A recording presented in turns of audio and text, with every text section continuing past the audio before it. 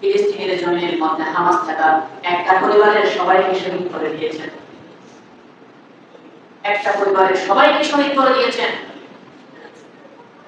প্রথমে 3 সন্তানকে হত্যা করেছেন, এরপরে পুত্রবধূকে হত্যা করেছেন, এরপরে ছোট নারীদেরকে হত্যা করেছেন। এটাই তো ঈমানের দাবি। এই জিনিসটাই ঈমানের দাবি।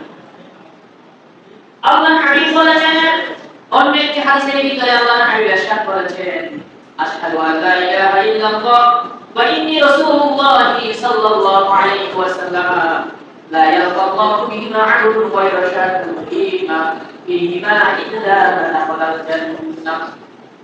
কোন মানুষ যদি এই কথা সাক্ষ্য দেয়, আমি আল্লাহর উপরে ঈমান এনেছি, আল্লাহ ছাড়া কোনো মাবুদ নেই, কোনো উপাস্য নেই, কোনো সিজদাদারি পালন করতেন, এবং আমি রাসূল সাল্লাল্লাহু আলাইহি ওয়াসাল্লামকে দিলা নিয়েছি যে বিশ্বাস করে তিনি আল্লাহর রাসূল।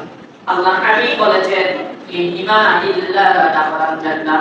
আল্লাহ হাবিব বলেছেন, বিনা শর্তে আল্লাহ রাব্বুল আলামিন ওই মানুষটাকে জান্নাতে প্রবেশ করাবে। সুবহানাল্লাহ।